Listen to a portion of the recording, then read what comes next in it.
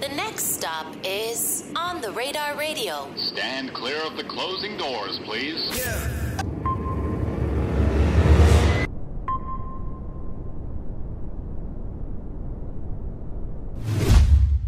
Yo, it's Mr. Put That Shit On, Mr. Himothy himself. Stop playing around. The Brownsville Goat is in the building. Appreciate you for having me, Gabe. Now, I gotta ask, right? Were you doing the Himothy shit before RX Poppy went viral on here with that? Nigga, I've been him since I was born. You been him. Been that nigga, bro. Him Jones. Himothy. Him Duncan. Him Duncan. Put that shit on. See how I'm coming, bro. Come on now. What's up, man? How you been? Chilling, bro. Glad to have you here.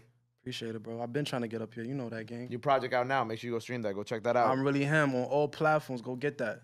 So, with the I'm Really Him project, right? You've been saying this, right? For sure. Do you feel like this project, because obviously, you know, you got like Kranium on it. It's a big feature, big project for you. Do you feel like this project, compared to like everything else that you put out up until this point, you feel like it's being received differently too? Nah, yeah, definitely. And it's so crazy because, you know, shout out to Kranium, shout out to Lil Velio. They super talented, super dope artists. But, you know, the song that, you know, people are really gravitating to is a song called I Remember. That's like... That you performed here today too, yeah? Yeah, like that should give niggas chills. Why do you feel like that song has been received, I guess, more than the other records, including the ones that have features on it too? I just feel like a lack of realness is missing in the game, and I'm bringing that. Like that real shit that people don't want to talk about. They want to talk about the drip, the bitches. All that shit is cool because that's what I do. Yeah. But what's the shit behind all of that? What's the real pain like? What's the struggle like? And I'm really giving people a personal look on who Swishes is behind the drip, behind the bitches, behind all of that shit. Because, you know, that's the shit that people relate to, especially where I'm coming from in Brownsville.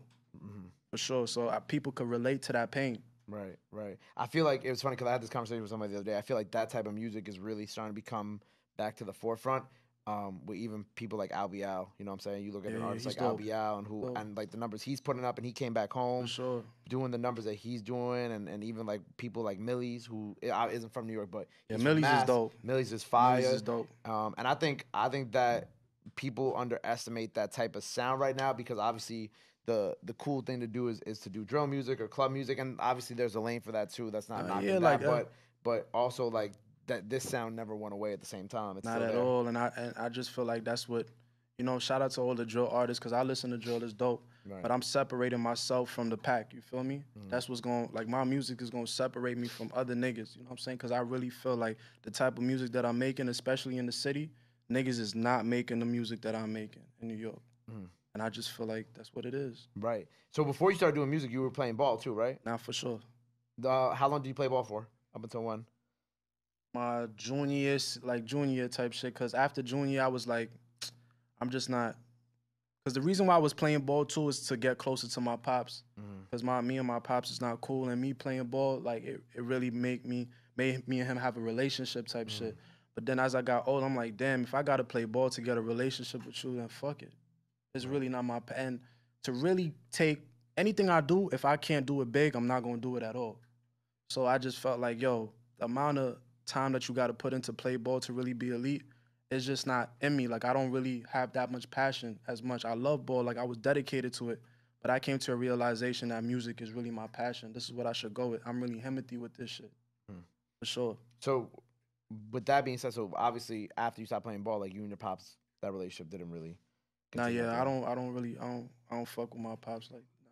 So now, kind of like going forward, right, from basketball and kind of that situation becoming part of your past. Now, moving forward from that, after you stopped playing ball, when were you kind of like, okay, like the ball thing ain't work out for me. This situation, this relationship, it's not there no more. But I'm gonna do the music instead. So basically, after I got out of high school, I knew that to do music, you need money. Like, this shit costs bread. So I'm like, yo, I gotta get my money up because I'm trying to go to certain studios.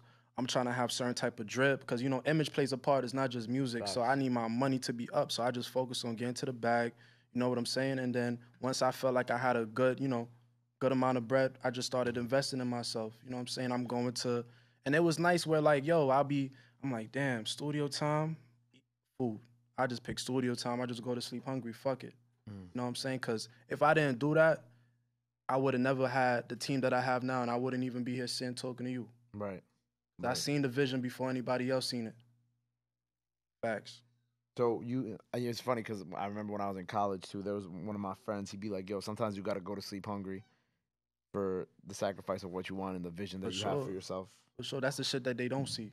Mm. They don't see the nights that you hungry. They don't see you being down bad. They just see you on a gram looking lit, you doing certain shit. They don't see that pain. They don't see the shit that you gotta go through to get to the next level. This shit is not it's not for play. Like you really gotta be dedicated to this shit to really do it. There's too many niggas doing it. That's why. Yeah. You really gotta be dedicated. And I'm hungry. Like I'm starving. For real. I'm starving right now. Real shit. So with the Kranium record, because it's funny. I feel like a lot of people don't know that Kranium really be out in New York like Nah, yeah, for sure. all the time. Like Kranium used to run around with Mobb Deep and Prodigy and Havoc and whatnot. So it's not like he's already from New York. You feel me? Right. So how did the two of y'all first link up? How'd that get connected? So Good Company was originally just me on it. Okay. And we did the video for that. It's about to hit 1 million views on YouTube. Congrats. Appreciate it. And Ron from Def Jam heard the record. He sent it over to Kranium. When Kranium heard it, he fucked with it. And he decided to like jump on it. So we got in the studio together. And then he did his verse and all that. And if you want to go see that, go check out the vlog on my Instagram and all that. Right, that's what I was watching earlier too. Yeah. That shit was fire. Appreciate it. He's super talented.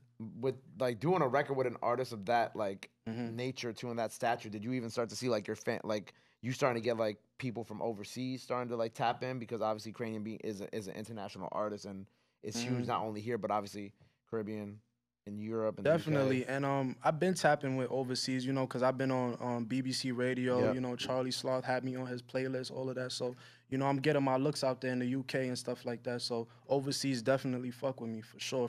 Right. And that was just like another icing on the cake, another, you know what I'm saying, another look. There's this great video of you with Bia.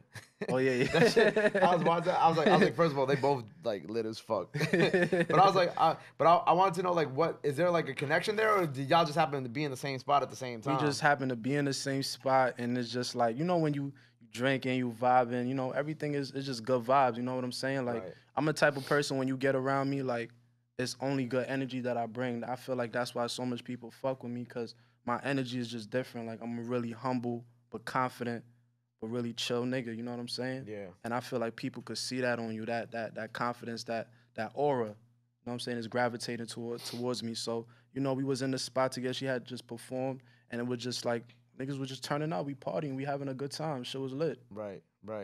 With the state of like music right now, keeping and because kind of going back to what we were first talking about. Yeah. Do you feel like it's just like obviously the pain music is always gonna be there, but do you just feel like the music scene right now is extremely oversaturated? I think is the word I was looking Super for. oversaturated. I hate when you turn on the radio and niggas be like, "This what New York sounds like."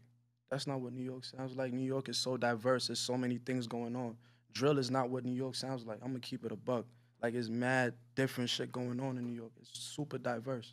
So I just feel like that drill shit is oversaturated, even though I fuck with it, even though shout out to them, I could never hate on, especially black men getting to the money and getting to the bag and providing for their family, could never hate on that.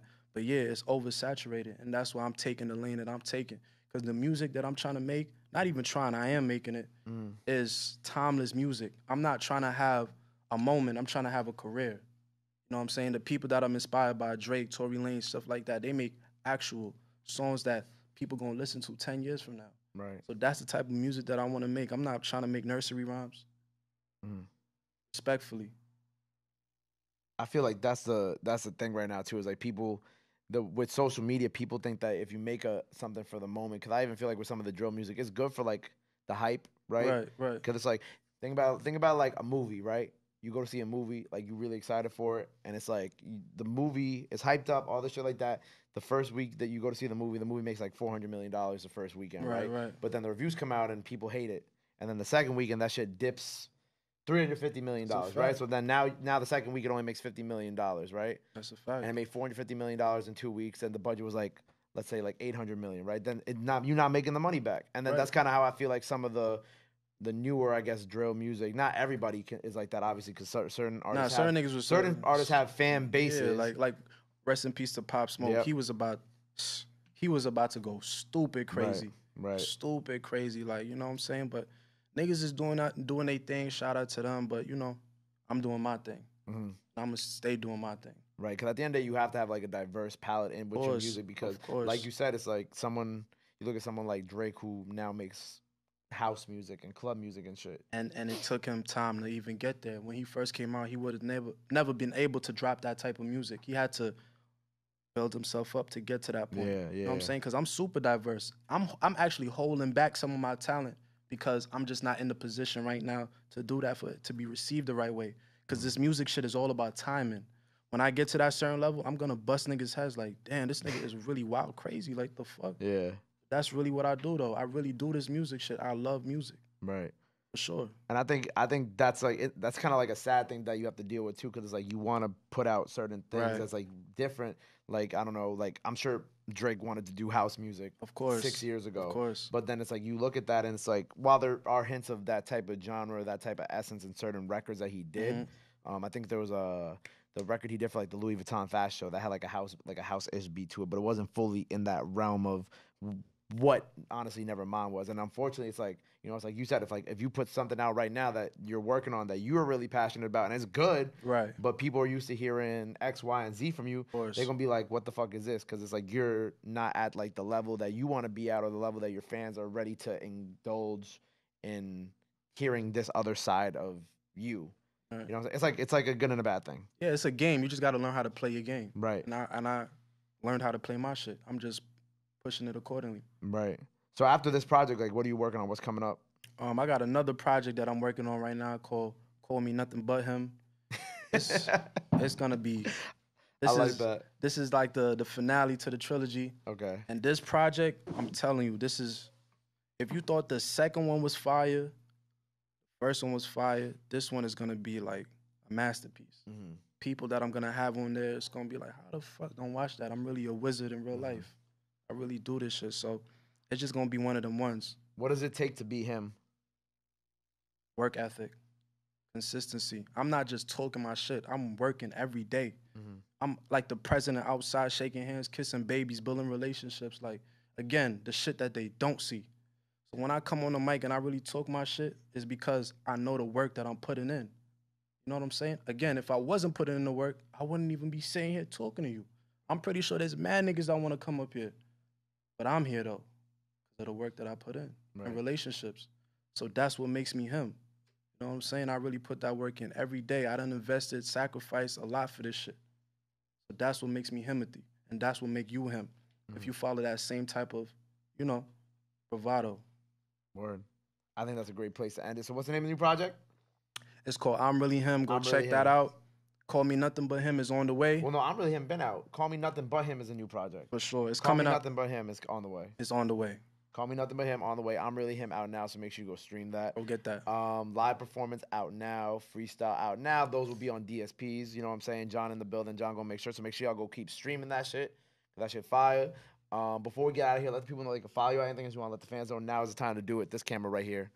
Yo, Mr. I'm Him. Go follow me on Instagram, Swishes, JAYSWIISHES. Yo, shout out to Panama, shout out to Solo, shout out to Fatboy Beast, shout out to Fuckboy.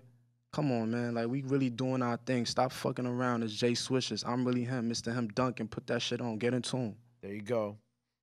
You heard him. Make sure you go run up everything he has out now. Go run up that freestyle. Go run up that live performance. Go run up the project. New one on the way. Make sure you go follow him. Go show him some love. Go show him some support. Love is free. Support is free. But y'all already knew that. Till next time, Brooklyn in the building. Swishes. We out. We out. My guy.